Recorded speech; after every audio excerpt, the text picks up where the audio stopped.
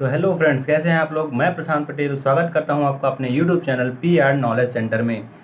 तो फ्रेंड्स, आज का हमारा टॉपिक रहेगा इस्लाम धर्म। और उस इस्लाम धर्म को स्टार्ट करने से पहले मैं आपको बता देता हूं उन 5 क्वेश्चंस के आंसर जो कि मैंने दिए थे आपको लास्ट वीडियो में। तो चलिए फ्रेंड्स, स्टार्ट करते हैं। हमारा पहला क्वेश्चन था, भारत का सबसे बड़ा प्राकृतिक बंदरगाह कौन सा है। तो फ्रेंड्स, भारत का सबसे बड़ा प्राकृतिक बंदरगाह महाराष्ट्र के मुंबई में स्थित मुंबई बंदरगाह है। यह महाराष्ट्र के पश्चिमी तट पर स्थित है तथा इस बंदरगाह से सबसे ज़्यादा व्यापार होता है। और नेक्स्ट क्वेश्चन इज, भारत का सबसे ऊंचा बांध कौन सा है। तो भारत का सबसे ऊंचा बांध टिहरी बांध है, जो कि उत्तराखंड राज्य के टिहरी गढ़वाल नामक जिले में स्थित है। इसे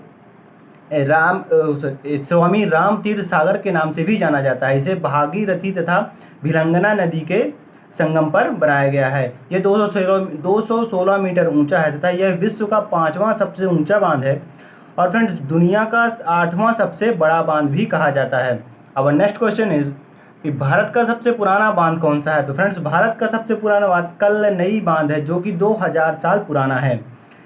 2000 साल पुराना होने के साथ साथ यह 20 मीटर चौड़ा तथा 329 मीटर लंबा भी है, जो कि इसे दक्षिण भारत के चोल शासक करिकाल ने बनवाया था। ये कावेरी नदी पर बना हुआ है। तो फ्रेंड्स, अब नेक्स्ट क्वेश्चन इज, भारत का सबसे लंबा बांध कौन सा है। तो भारत का सबसे लंबा बांध है हीराकुंड बांध। हीराकुंड बांध सबसे लंबा बांध है, जो कि उड़ीसा के संबलपुर नामक जिले में स्थित है। यह महानदी पर बनाया गया है। इसे फ्रेंड्स सन 1947 में बनाना स्टार्ट किया गया था और इसे 1957 में बनकर यह तैयार हो गया था और इसका ओपनिंग सेरेमनी इसकी 1957 में हुई थी। यह 4.8 किलोमीटर लंबा तथा 80.96 मीटर ऊंचा है।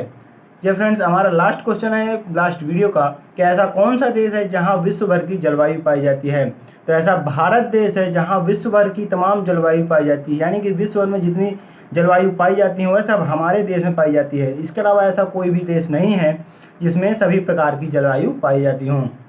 चलिए फ्रेंड्स, अब हम आ जाते हैं अपने टॉपिक पर। तो हम अपना टॉपिक स्टार्ट करते हैं और हमारा टॉपिक है इस्लाम धर्म। तो फ्रेंड्स, मैं आपको सबसे पहले बता देता हूं कि इस्लाम धर्म 2 भागों में बटा हुआ है। इस्लाम धर्म शिया और सुन्नी में बटा हुआ है। अब यह शिया कौन है, शिया में कौन आते हैं, सुन्नी कौन है और उनमें कौन आते हैं, यह मैं आपको बताऊंगा अपने थोड़ा आगे, इस वीडियो में थोड़ा आगे बताऊंगा। उसके पहले चलिए हम इस्लाम धर्म को थोड़ा स्टार्टिंग से जान लेते हैं। फ्रेंड्स, इस्लाम धर्म के संस्थापक जो थे कौन थे, हजरत मोहम्मद साहब थे। हजरत मोहम्मद साहब जो थे वो इस्लाम धर्म के संस्थापक थे। अब हजरत मोहम्मद साहब का जन्म 570 ईस्वी में मक्का के कुरैश नामक कबीले में हुआ। इनका जन्म कहाँ हुआ, मक्का के कुरैश नामक कबीले में 570 ईस्वी में हुआ। इनके पिता का नाम अब्दुल्ला तथा माता का नाम अमीना था। पिता का नाम अब्दुल्ला, माता का नाम अमीना था। अब इन्हें 610 ईस्वी में, तथा मैं एक फ्रेंड्स चीज़ बताना भूल गया कि जिनके पिता का नाम अब्दुल्ला और माता का नाम अमीना था, इनके माता पिता थे, लेकिन इनका लालन पोषण जो है, इनका ख्याल रखने वाले इनके चाचा अबू तालिब थे। फ्रेंड्स, आ जाते हैं हजरत मोहम्मद साहब को 610 ईस्वी में मक्का के पास एक हीरा नामक गुफा थी, वहाँ यह तपस्या करते थे, यानी कि ध्यान लगाते थे। तो उन्हें हीरा नामक गुफा में ही ज्ञान की प्राप्ति हुई थी। अब इनकी शादी हो जाती है 25 वर्ष की आयु में। 25 वर्ष की आयु में इनकी शादी खदीजा नाम की एक स्त्री से होती है। अब खदीजा नाम की स्त्री जो थी वह विधवा थी, यानी कि हजरत मोहम्मद साहब का विवाह एक विधवा स्त्री से हुई थी जिसका नाम क्या था, खदीजा था। अब हजरत मोहम्मद साहब की पुत्री हुई जिनका नाम था फातिमा। फातिमा हो गई इनकी पुत्री। अब इन मोहम्मद साहब ने अपनी पुत्री की शादी एक अली से कर दी, यानी कि उनके दामाद का उन्हें अली हुए। फ्रेंड्स, मैं आपको सिर्फ इम्पॉर्टेंट क्वेश्चन ही बता रहा हूँ, इसमें कोई भी इधर उधर का क्वेश्चन नहीं बताऊंगा जो कि एग्जाम के दृष्टि से इम्पॉर्टेंट है, एग्जाम के नज़रिए से इम्पॉर्टेंट है, वही बताऊंगा। आप लोगों को लग रहा होगा कि मैं जल्दी जल्दी आगे बढ़ रहा हूँ, ऐसा कुछ नहीं फ्रेंड्स, सिर्फ इम्पॉर्टेंट क्वेश्चन बता रहा हूँ। तो मोहम्मद साहब की पुत्री का नाम फातिमा था। उनके हस्बैंड जो थे अली थे, यानी कि मोहम्मद साहब के दामाद। अब जो एक देवदूत जिब्रियल नाम का एक व्यक्ति था, जिसने जो इनके इस्लाम धर्म का जो धार्मिक ग्रंथ है कुरान, उसे अरबी भाषा में कन्वर्ट करके हजरत मोहम्मद साहब को गिफ्ट किया था। यानी कि एक क्वेश्चन आ सकता है कि हजरत मोहम्मद साहब को अरबी भाषा में कुरान किसने कन्वर्ट करके दी थी, तो वह कौन था, देवदूत जिब्रियल था। फ्रेंड्स, इंपॉर्टेंट क्वेश्चन है। अब कुरान जो है इस्लाम धर्म का धार्मिक ग्रंथ है। इसमें कितने 114 अध्याय हैं। कुरान में 114 अध्याय हैं तथा ये 6367 360 पद्यों में विभाजित की गई है। 114 अध्याय हैं तथा इसमें 6360 पद्य हैं। जो पैगंबर मोहम्मद साहब थे वह मुख्यतः यानी कि मेन कुरान के उपदेश दिया करते थे। अब पैगंबर मोहम्मद साहब के साथ एक घटना घट जाती है और उनकी मृत्यु 8 जून 632 ईस्वी को हो जाती है। अब यहाँ से फ्रेंड शुरू होता है बहुत ही बड़ी गड़बड़ शुरू हो जाती है। यहाँ से गड़बड़ यह शुरू हो जाती है कि इसमें उत्तराधिकारी के पद के लिए यहाँ बहुत ज़्यादा खींचातानी होने लगती है। तो जो 8 जून 632 ईस्वी को हज़रत मोहम्मद साहब की मृत्यु हो गई, इसके पश्चात ही इस्लाम धर्म जो है, जैसा कि मैंने आपको स्टार्टिंग में बताया कि इस्लाम धर्म शिया और सुन्नी 2 भागों में बटा हुआ है, तो इन्हीं की मृत्यु के पश्चात इस्लाम धर्म शिया और सुन्नी में बट गया। तो फ्रेंड्स इसमें एक इम्पॉर्टेंट क्वेश्चन यहाँ बनता है कि हज़रत मोहम्मद साहब की मृत्यु कब हुई? 8 जून 632 ईस्वी में। इसे ध्यान से याद रखिएगा। अब तो हज़रत मोहम्मद साहब की मृत्यु के पश्चात इस्लाम धर्म शिया और सुन्नी में विभाजित हो गया। अब शिया और में कौन आते हैं? जो शिया थे यह सुन्ना पर विश्वास रखते थे। अब सुन्ना क्या है फ्रेंड्स, आपको समझ में नहीं आ रहा होगा, तो सुन्ना मैं बताता हूँ। सुन्ना जो है हज़रत मोहम्मद साहब के कथनों और कार्यों का विवरण है। सुन्ना जो हज़रत मोहम्मद साहब जो उपदेश दिया करते थे या वो कार्य करते थे, उनको एक तरह से आप समझ लीजिए कि मोहम्मद साहब को फॉलो करने वाले उनको फॉलोअर कौन कहलाए? सुन्नी कहलाए। जो हज़रत मोहम्मद साहब को फॉलो करते थे उन्हें शिया कहा जाता था, और जो सुन्नी थे वह अली को फॉलो करते थे, यानी कि अली के जो फॉलोअर्स थे उनकी बात मानते थे, उनके उपदेश मानते थे, वह क्या कहलाए? सुन्नी कहलाए। अब अली कौन थे? अली हज़रत मोहम्मद साहब के दामाद थे। अब जो यह शिया अली की शिक्षाओं में फ्रेंड्स एक बार मैं कंफर्म कर देता हूँ, जो सुन्नी है वह सुन्ना में विश्वास रखते थे, यानी कि जो सुन्नी है वो हज़रत मोहम्मद साहब की शायद मैं पहले गलत बोल दिया हूँ, जो सुन्नी है वो हज़रत मोहम्मद साहब के फॉलोवर थे, और जो शिया है वह अली के फॉलोवर थे। अली कौन था? हज़रत मोहम्मद साहब का दामाद था। अब जो ये शिया थे यह मानते थे कि जो हज़रत मोहम्मद साहब के उत्तराधिकारी हैं, न्याय सम्मत उत्तराधिकारी हैं, यानी कि इनके बाद इनका उत्तराधिकारी इनके दामाद को ही होना चाहिए, तो यह ऐसा भी मानते थे। अब फ्रेंड्स इस्लाम धर्म में एक पद होता है, यानी कि उत्तराधिकारी, जैसे कि अभी राजा का बेटा राजा बनता है उसे राजकुमार कहा जाता है, फिर उसके बाद वह महाराज बन जाता है। उसी प्रकार इस्लाम धर्म में भी, जैसे अब ये गुरु थे, इस्लाम धर्म के संस्थापक थे, उसी प्रकार इनके बाद जो भी गुरु बने, इस धर्म का गुरु बनेगा उसे खलीफा पद नाम से नवाजा जाता था, यानी कि जो भी इस पद पर बैठता था उसे खलीफा कहा जाता था। तो जो शिया थे ये उत्तराधिकारी मानते थे किसे? अली को मानते थे, किसका? इस्लाम धर्म का।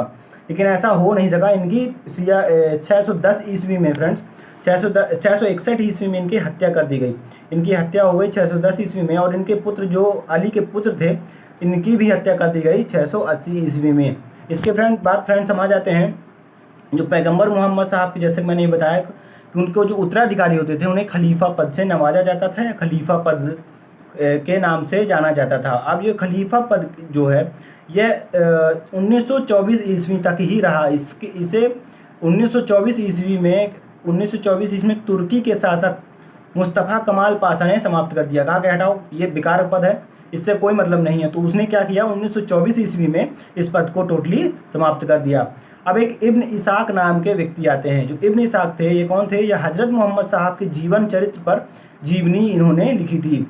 इस इब्न इसाक ने सर्वप्रथम पैगंबर मोहम्मद साहब के जीवन चरित्र पर जीवनी लिखी थी। यहाँ से इंपॉर्टेंट क्वेश्चन यही बनता है कि हज़रत मोहम्मद साहब के जीवन चरित्र किसने लिखा था? तो वह लिखा था इब्न इसाक ने।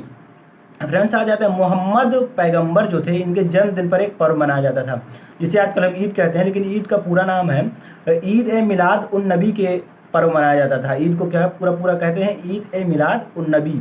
अब भारत में सर्वप्रथम इस्लाम आए कहाँ से? आखिर ये कहाँ से आ गए? तो भारत में इस्लाम अरबों के द्वारा आए। अरब ये भारत में आए थे 712 ईस्वी में आए थे, जिन्होंने सबसे पहले सिंध पर विजय प्राप्त की थी। अब सिंध पर विजय प्राप्त कर ली और यहीं से इन्होंने इस्लाम धर्म की नींव रखी, और यहाँ से ही इस्लाम धर्म को बहुत महत्वपूर्ण माना जाने लगा, और यहाँ से ही इस्लाम धर्म पनप गया, यानी कि यहीं से इसकी जड़ है, और यहीं से भारत में इस्लाम धर्म का उदय हुआ। अब हम आ जाते हैं फ्रेंड्स ईसाई धर्म में।